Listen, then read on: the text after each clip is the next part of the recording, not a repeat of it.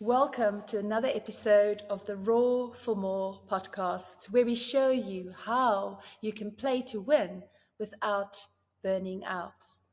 I am your host, Marilise de Villiers Basson. If you have this sense that there must be more to work and life than what you're currently experiencing, you've come to exactly the right place.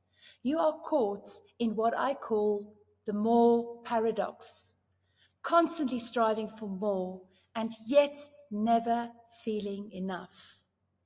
You are successful on paper, yet you feel empty inside. You know something needs to shift, but you're not sure where to start. Start with you. You are meant for more, and you are more than enough already.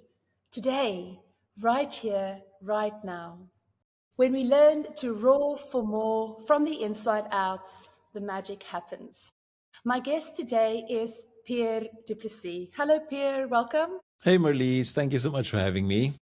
Listen, I am so honored to have you and really excited for our conversation. Let me just tell you a little bit about Pierre. So, Pierre has spoken all around the world. He's been on 4 TEDx stages, written 4 books, 2 are in the works, and he's won the Desmond Tutu Gerrit Brandt Prize for Literature. He has a master's degree in systematic theology that focuses on loneliness and belonging. Through their business, Be Brave, he's helped multi-billion rand and very small businesses figure out who they are and what they want to do. He's one of the world's most reluctant coaches and only coaches a handful of people each year. I read that about you. I was curious about that, Pierre, but I think I know the answer, but I'll hold on to that thought. So Pierre lives in Cape Town with his wife and 2 kids. He loves coffee, collecting art, lifting weights, Disneyland, and reading. Welcome again, Pierre. I'm so grateful that you're here with me today. So I'm going to dive straight in because always I love to start with your story. And, usually when we have a brand like Be Brave or Roar for More, in my case, there's a story, there's a reason why this message is so important to you and why you're sharing this message with the world. So I'd love you to be a little bit vulnerable with us and to take us back to a time in your life and a moment perhaps where you've yourself had to learn the lessons of being brave. Thank you for that, Marlies. I think the reason Be Brave came about is my sort of own reluctance or inability to make a decision.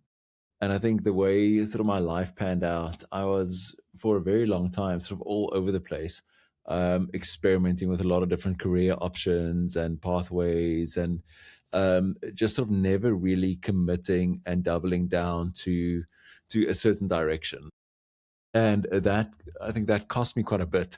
And it's fairly late in my life, I think in my late 30s, when I sort of hit that classic midlife passage, that I finally started realizing that I need to take control of my own life and start making decisions. There was a retreat that I went on, or we call it a quest, and which I also host now every now and again. And the quest has like at its heart like a 4-day solo fast out in the mountains. So 4 days and 4 nights that you're on by yourself out in the mountains, no food, just water. And during that time, or during that retreat, the whole thing is like 11 days. And during that time, there was an exercise where we were supposed to walk out at night, and you sort of allow nature and yourself actually to just speak to you and mirror back to what's going on inside you. And I was walking in the middle of the night in this farm road out in the Northern Cape, and there was a fork in the road, and I was stood in the middle of that fork for, I kid you not, probably like an hour or like an hour and a half, and I couldn't make a decision. I couldn't make a decision which way to go in that fork, and eventually I turned around and went back. And this sort of inability to make a decision was what I carried into my kind of vision quest or into my solo. And from there, I think from that point was a big sort of turning point in my life where I realized, well, you know what, I'll keep on waiting for somebody to save me. And I think, or somebody to tell me what to do. And also the way I grew up, I think the parents tried their best as they could, and my father as well. But unfortunately, he just couldn't be as present as he maybe wanted to be. And I think that is the one thing that I kept on looking for so much is like somebody from the outside coming to tell me what to do. And eventually realizing, well, if I'm going to succeed at life or kind of build a life that's worthwhile living, I'm going to have to be brave. I'm going to have to start making my own decisions and take responsibility for them. So that was a big moment for me. And that's sort of, I mean, be brave. It's funny how you choose a name, because I chose the name in 2013, but this instance only happened in 2019, 2018. So it's like you choose something without realizing you're choosing it, because you actually sort of, your body or your subconscious knows actually what you need and what you need to do. And then, so Be Brave existed, 5-6 years before I realized why I chose the name. I can so resonate with that because my story is similar in how Roar came about, because I also don't really know, and it's only in recent sort of years, 6-7 years later, that it's now really beginning to make a lot more sense. So I love that, and it's amazing how when you go deep and you have that soul knowing, and you trust. I would love to just pick up on the making decisions part, because I think there's, for me, a bit of a tough truth, and I often say this to people around, you always have a choice. And I think, it's something that I've been challenged on, because what if someone does not feel like they have a choice? And I think it links really beautifully to the how we make decisions. And what sort of advice would you give? Well, I mean, that is a really tricky question. Like somebody, fairly recently, I was talking to a friend of mine, and he commented on, I was facing this, it's like facing a reality. And then he said, well, you chose this. And I was like, well, no, I didn't choose it. It's like, well, you did. It's like, well, yeah, I did. But the circumstances surrounding that decision was so stacked into on one side that it was very, very difficult. Obviously, not completely impossible, but very, very difficult to not make that decision.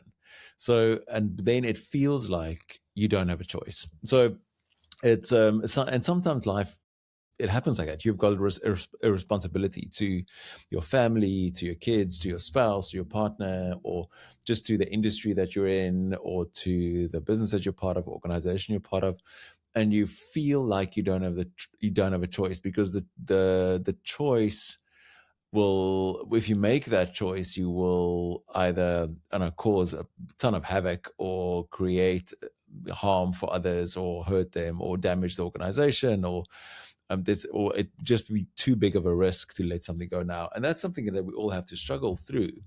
But I find that people rarely make a choice. They will make a decision when the pain of staying is more than the pain of leaving. So they won't make a decision if they perceive it to not be as painful where they are as opposed to where they're going. So that's sort of one of the things I would tell people. If they feel like they don't have a choice, one, you don't. It's not really true. You may be have a really difficult choice, and that difficult choice comes with certain obligations and responsibilities, and there's consequences to that decision. But it's not impossible. Like, the decision is never impossible. Yes, no, I love that. I love that. And I think, that's that idea that we will really endure a lot of pain before we move, because it's too Yeah. painful to stay where we are. I call it my enough is enough moment. Yeah. That is just, I think, human nature, and we try and persevere, and there's not necessarily anything bad in it, and from that comes beautiful life lessons as well, in terms of, you grow so much through those experiences. But I think the message of deciding, being brave, moving forwards is incredibly important. And I just want to also then acknowledge last week I was privileged to attend your latest keynote, Only the Brave, which is fantastic, by the way. So good. Thanks so much. Thanks um, so much, man. you really blew my mind and my heart right open. And it's amazing. It's so refreshing how you start the keynote, and I think it kind of links to this theme of decisions, because you actually say that you're gonna feel worse before you feel better. Yeah, yeah. So, so why don't you just kind of give us a little glimpse of kind of Mm. the overriding kind of message in that keynote, and maybe a little bit of how it all came about. Yeah, so I mean, that keynote, at the start of that keynote, I quote Epictetus, the Stoic philosopher, who said, um, the lecturer's the lecture hall, the philosopher's lecture hall is a hospital, it's not a spa or a theater, like some translations say a theater, like a theater where you get entertained, we go see a play.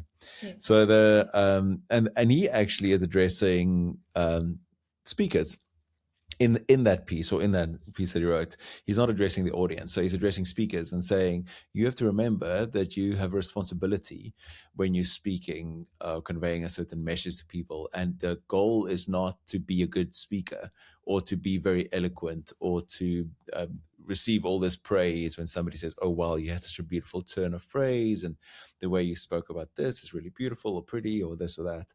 He is very adamant that the orator or the speaker's role is to heal, is to help Mm. people to get better.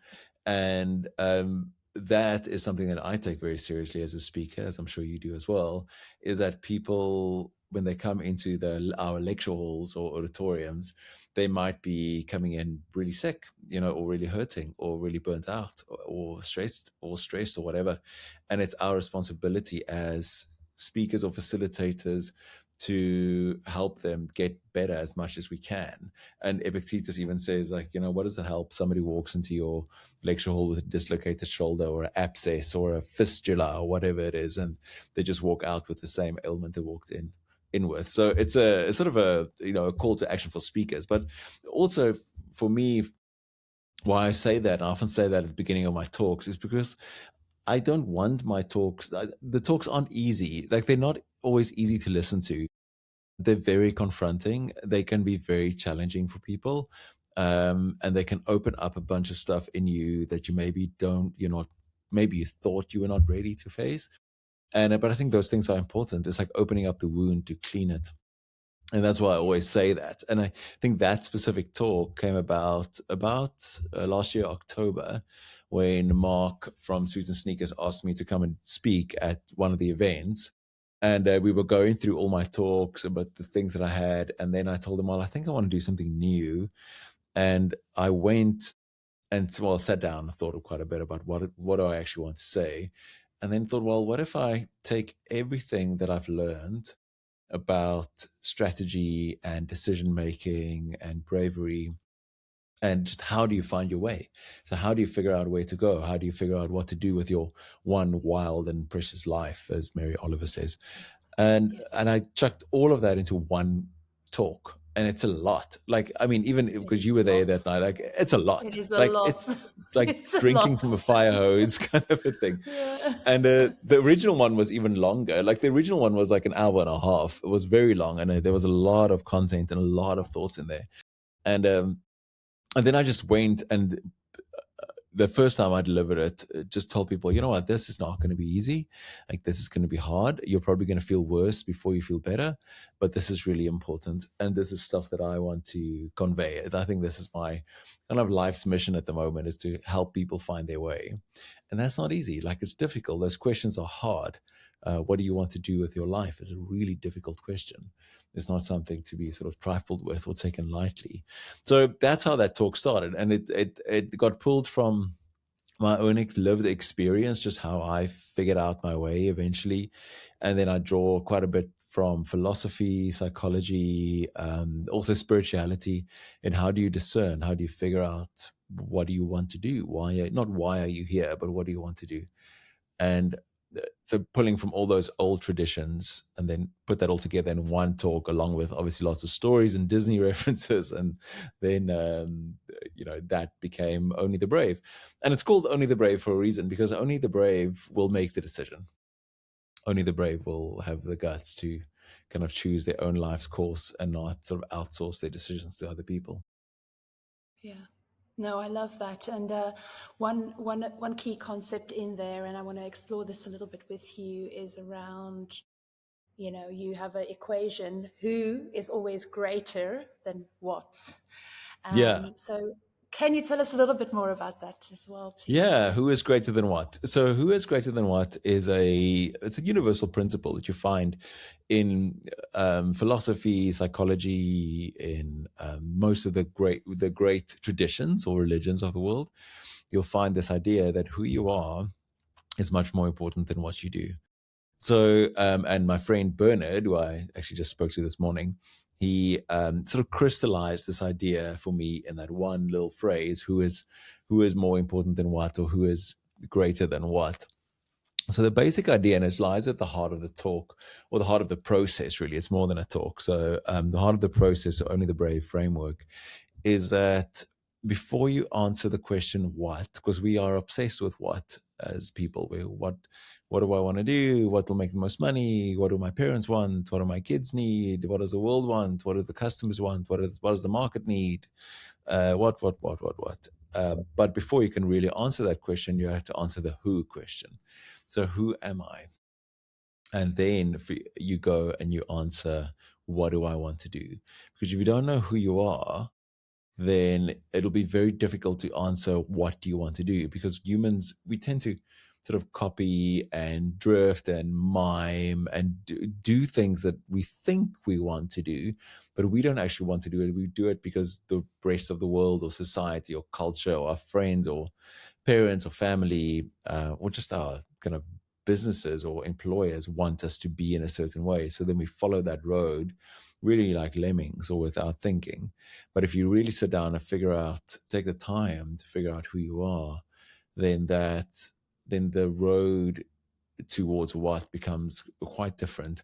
And it's probably something completely different to what you thought you wanted, because what you wanted was probably what somebody else wanted, was never yours to actually want in the first place. And I guess then the brave theme that comes in is all around what if you don't like who you are today? Yeah. What's the sort of next step from there? What if you don't like who you are? Change. You're not a tree. So Yes. we Oh, it's a tough realize one, yeah. we I think it's an inward journey of sort of rediscovering who you are. So there's layers to our identity, and I explore this in the talk a little bit as well. And when I do that section on identity in the talk, I'm always very kind of careful, because identity is extremely complicated. It's not something simple. And but we have these layers of identity. We are our story, we are our memories, we are the tribe that we belong to, we are our bodies, where our gifts and strengths and talents, what we like and what we value, and all these different things form a part of our identity.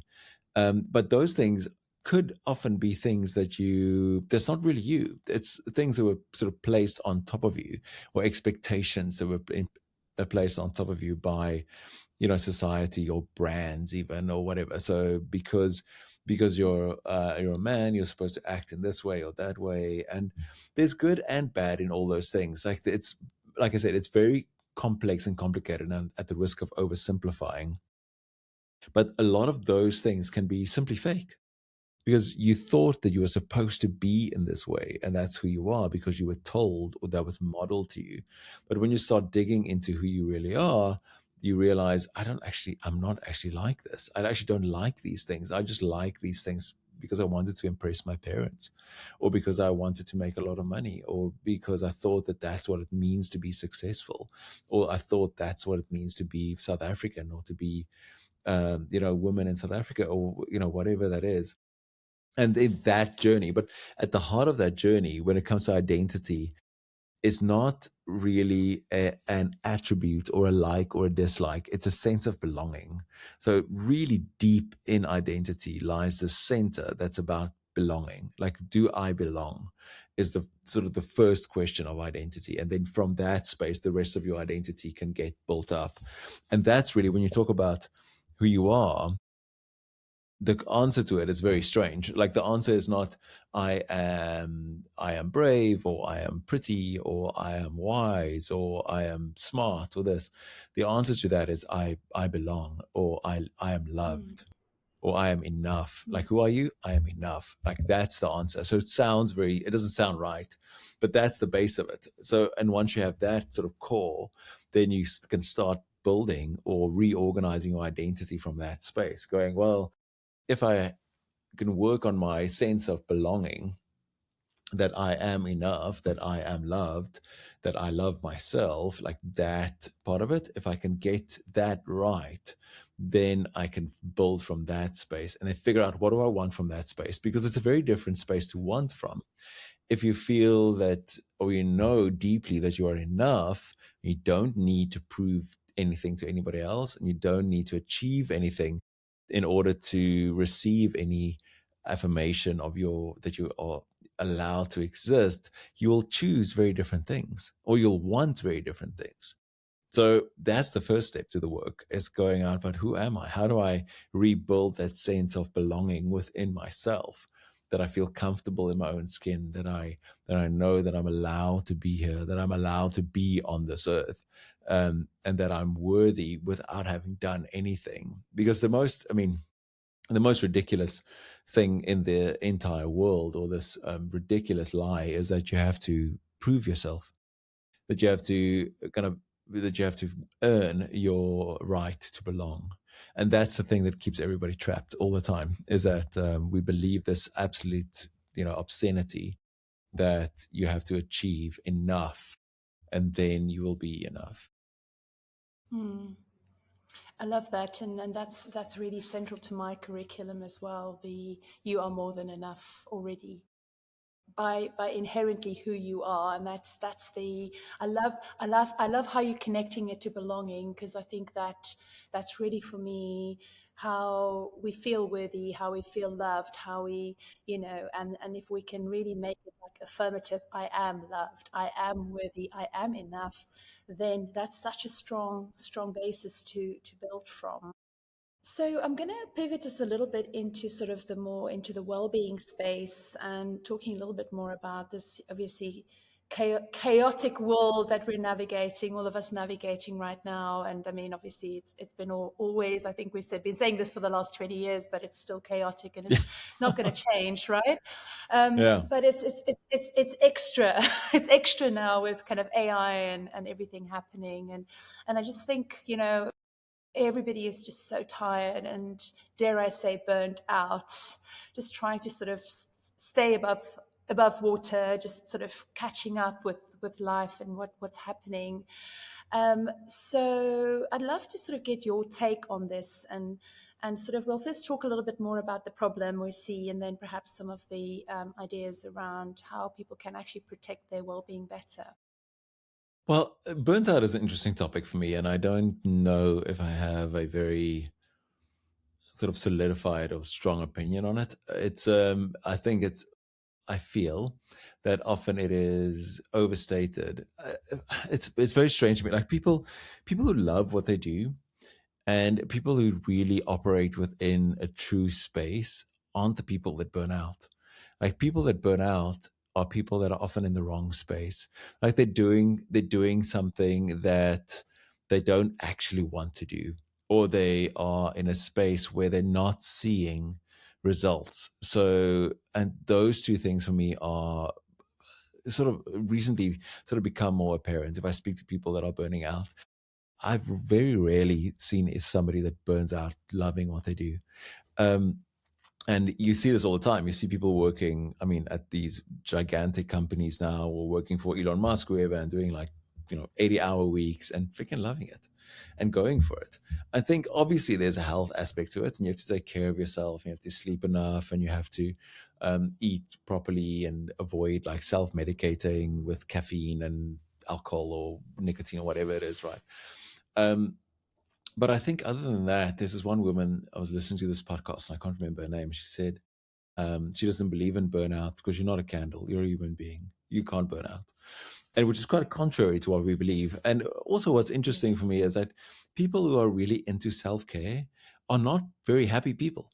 Like, so maybe they would be really, they maybe that's why they're into self care. But generally, I feel like people that are super happy people are passionate about what they do. They love working. They love doing, making a difference, and they do something that's actually moving the world forward. They can see the effects of their labor. But then you get people who, you know, are so into self care that they never work a day in their life. And I'm like, well, that's actually not very, very good. Or I don't really get that. So I think burnout for me, I would ask if you feel like you're burning out, if you feel like you're exhausted, I would really dig deep into what is behind that. Like why? Why are you feeling exhausted? Is it you're feeling exhausted because you are actually doing what you love and it's just too much, you're not taking care of yourself, of your health? Or are you burning out because you're just in the wrong job, just in the wrong industry? You're doing something that there's no satisfaction in. Because one of the things that's interesting is there's a philosopher called Hannah Arendt, and she lived about 100 years ago, and she wrote this great book on work. And she said that there's three types of work in the world, and the problem is that all work is devolving into labor. So she made the distinction between labor, work, and action. She just said Oh, labor is what you do. Labor is cyclical. So labor is like cleaning your house. Like you clean your house every day or once a week, or you change your bedding whenever, once a week or twice a week.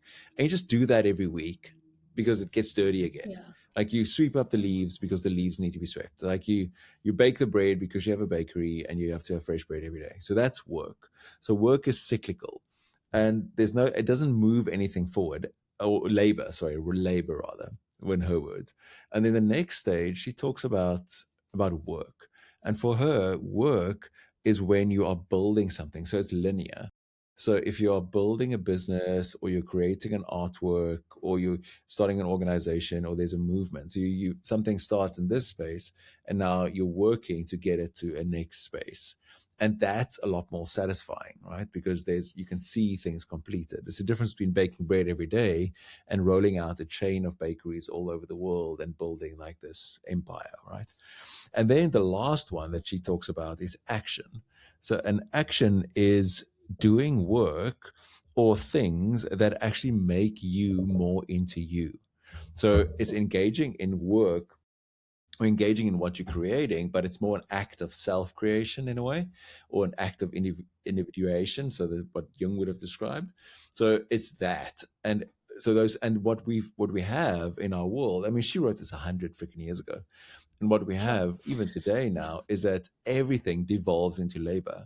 So if you have a job in an office somewhere or in a corporate or in a some doesn't even need to be a corporate, but you just show up to work every day and you do the same thing and it's cyclical, right? And some jobs are like that. Like if you're a cleaner or if you're even I always joke about accountants, but like you go through the Yeah, financial year we and you do. go through the thing, right?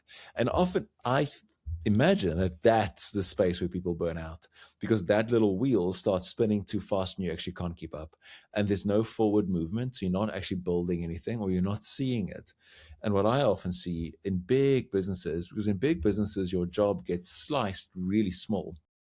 So you're part of this gigantic machine that is building something, but your job is such a small part of it that it's just this little cog that turns around in this wheel all the time.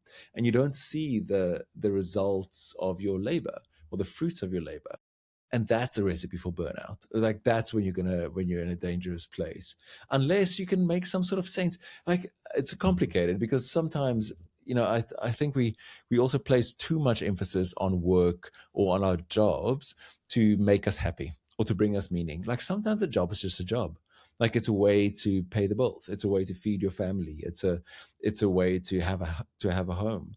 But then that's a mental shift for a person. I don't need this cleaning job or this repetitive job to give me meaning or to help me create myself, I have my family for that. And this job is an enabler for that space in my life, because we tend to overemphasize purpose and things and meaning inside of work as well. That being said, so it's not an easy this plus this is that. It's sort of a little bit more complex than that, but it really comes down to what do you actually want and why are you burning out. Do you have a space where you feel like your life is moving forward, where there's creative act sort of happening inside or outside of work? And if you don't have that and everything is just cyclical, I think then you're in trouble. Yeah, and I love that, because I think, just to sort of build a little bit on that, for me, there's the other big reason also people burn out is because of that inner, I call it the inner bully, that sort of inner narrative. And it basically comes back to what we talked about earlier of I am not enough. So I think there's that, there's, as you say, the cyclical nature of work, of routine, not loving what you do necessarily. So yeah, very, very complex picture, but important for you to understand really why. And I think just to sort of reiterate what you say about, we put so much emphasis into work success, and so much of our identity and our happiness is attached to work, that we've got to sort of say, hey, what about your health and your well-being? What about your love and your relationships? What about your freedom, time-wise, money-wise? So there's a much bigger, more holistic picture that we want to paint. And actually, let's say someone is not necessarily finding that joy in their day-to-day work, but they feel a little bit trapped. One way to perhaps start unraveling that trap is to start something outside of work, maybe a side hustle or something small, just to give you that sort of satisfaction and that fulfillment elsewhere. And I feel like we often think so all or nothing, like black and white, so either or. And I would love to see more people having an both and conversation, because you're not just, as you said, you're not just there for one thing. We're human beings, and there's such a wholeness to who we are, and us giving ourselves permission as well to show up as that whole person as well. I know you love exercise, you lift weights. I also know that you love being a dad. You have both teenagers, right? Yeah, 18 and 16. Yes. Okay, yeah, similar. It's a little bit younger than mine, but so yeah, we're navigating similar opportunities with teenagers. I'm sure you've got a girl, I've got two boys, so it's a little bit different. But yeah, just generally, I think, and as an entrepreneur, it's so always for me so important to share, what you do from a sort of daily kind of practices to keep yourself healthy and well. So just give us a little bit of kind of insight into your world in terms of what you do every day. Most So my days. rhythm, so exercise most days, yeah, most days, right? So Yeah. exercise is massively important to me. So I've been doing CrossFit for about, I think, like 10 or more years. And so I do that maybe 3 times a week in a good week, and then the rest of the time I often would go to the gym and do some zone 2 kind of work, cycling or swimming and sauna. So the exercise is massively important. And then I sort of started meditating again. So I started meditating years and years and years ago, and then it's sort of on and off for me. Like sometimes I do it for a season and sometimes for years at a time. So yeah, I recently started picking that up again and found this really great new app called The Way, for meditating, which I really like. It's this British teacher whose name I have forgotten now, but who's really great, and I really like it. It's like a full-on journey. If you've never meditated in your life, I think that's a great app. So those are my two main things that I do kind of to keep me healthy.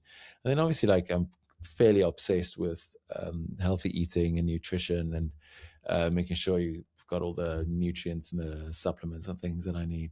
So those are kind of my, it's very boring meditation, exercise, and healthy eating. I think that's about it. And I read a lot, but that's Yes. like my job. So Yeah. It's the daily, I call it the daily meds. So your meditation, your exercise, your diet, and your sleep. There's yeah, also there's also an extra part of the equation called it's RX. So the R is for relationships. So it's just sort of recognizing that relationships also can be very energizing or very draining, and knowing who you spend your time with, and limiting your time with the battery drainers, as we call them. And then the X, the little X, is for supplementation. And yeah, I love the idea that, you know, we, especially when you do a lot of training, you know, I have my sort of mm, three things that I take religiously every day, you know, my mm, creatine, my magnesium, yeah, stuff yeah. for my nails and my hair. Forget now. Collagen, Collagen, yes. yeah, collagen, Anyways, magnesium, creatine, omegas, yeah. all those kind of things. Yeah, they're But all it's like, important. yeah, and obviously all the electrolytes. I'm actually so CrossFit. So have you? Will you attempt High Rocks, you think? I was supposed to compete this year, but I broke my ankle like a week before the competition. I broke my ankle. No. I didn't Okay. compete, but Okay. yeah, I mean, But you as a will. like, it's funny, like CrossFitters and High Rocks, because it's like almost two different communities, and the CrossFitters sometimes look down on the High Rocks people, and the High Rocks people look down on the CrossFitters. So I Oh. don't know. Maybe sometime. I was never part. I was never part of the CrossFit community. I went straight for High Rocks, and I'm doing my second one in August. So, Oh, but I'm doing nice. it with my sister. I'm doing it with my sister. So I'm not. Yeah. It's not entirely on my own, but it's so fun. I'm really enjoying it, and I think for me personally, it was great to find something to train for, because Mm. my training schedule became quite stale, and it was nice to Yeah. sort of in April and again now to train for something. It just keeps you motivated, doesn't it? Yeah. I enjoy that too. Going, there's lots of CrossFit competitions going around, and they're always fun. So, and it's fun to train for something. Yeah. We always run out of time on these things, and I always feel like there's a sequel. There's so much more that I would love to ask you. I know that you have a book that is actually titled "Train Naked." Yeah. I tried to work out this morning when you published that book. But that was published in 2020, actually. It was Okay, published okay, in April of 2020. So it sat in closed okay. bookshops during lockdown for like a couple of I was going to months. say, wow. Yeah, it sucked. Okay, Yeah. So that okay, was published in okay. 2020. So yeah, it's quite a while ago. We're busy working on a couple of new ones. So hopefully they'll be out next year.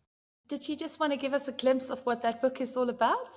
Yeah, the new one. So Only the Brave. So the idea is to take all the stuff that you heard in the keynotes and the Only the Brave framework and to put that into a Yeah, book. beautiful. So quite of an extensive, more like a deep dive into all those concepts of identity, desire, discernment, and bravery.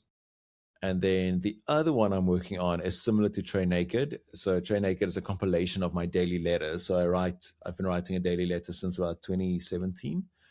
And Amazing. so Train Naked was a compilation of those. And then it's time to do another compilation. And this time, I Yeah, think what we want to do is do like a 365 daily letters so you can read it in the nice. morning or the evening, like just a little thought for the day. Like that's generally the idea. Yeah, I'll include in the show notes the link to sign up for the daily letters. I've literally just Yeah, signed up for that, and it's super cool. cool. I love the simplicity of just a little message every day, Mm. and I just, you know, I think it's such a great way to engage and to kind of keep up to date with everything that you're doing. So I would highly recommend, if you're listening or watching the podcast, please go into the show notes. There will be a little link to sign up for Pierre's daily letters. I love I just want to say one thing, and I'm going to have to close the loop now. But there's one thing in your keynote that really stood out for me is the the amount of questions that you ask, like it was so rich, and Yeah. it's a lot, right? It's a lot of questions, but I have a very, very I'm very passionate about the quality of our life depend on the quality of the questions that we ask. So we have to ask better questions. And so I just want to remark that I really love the self-reflective nature of the keynote as well, in terms of really asking some very important questions. Yeah, no, I love asking questions. I believe one of my mentors years ago said, questions send you on a quest, and statements put you in a Love state. that. So, but better to Yeah. ask good questions. Oh, love that. We're going to put that on as a quote. Say that again. Questions Come send on, you on a say that again. quest, and statements put you in a Statements state. put you in a state. Amazing. I love that. Well, listen, Pierre, thank you so much. I really, really enjoyed our conversation today. Any closing remarks? I think the message of "you are enough" is coming really through for me in your Yeah. essence and what you say. Is there anything else that you would like to just leave us with? Yeah, sure. So, starting to realize that you are enough is great, but it's worthless if you don't act. Yeah, You have to be beautiful. brave. Wonderful. And I will send people to LinkedIn to connect with you if they would love to connect with you, Yeah, I'm quite or active your on LinkedIn website. and on Instagram. So you find me on Instagram under Pierre du Plessis, and LinkedIn also just Pierre du Plessis. And then, yeah, I'm quite active on both Beautiful. of those. And obviously my daily letter and via my website, those are all good places to find me. Thank you, everyone, for joining us today. If you love the conversation, please subscribe so that you can get your next podcast delivered directly to your inbox. And also, if you want to get in touch with me, best is to reach me on LinkedIn or Instagram. You can also look at the show notes below to find different ways to connect with me. And this is just to remind you, this is where we roar for more so that we can all soar. No more playing small. Own your magic. Your message matters. Thanks for joining, everyone.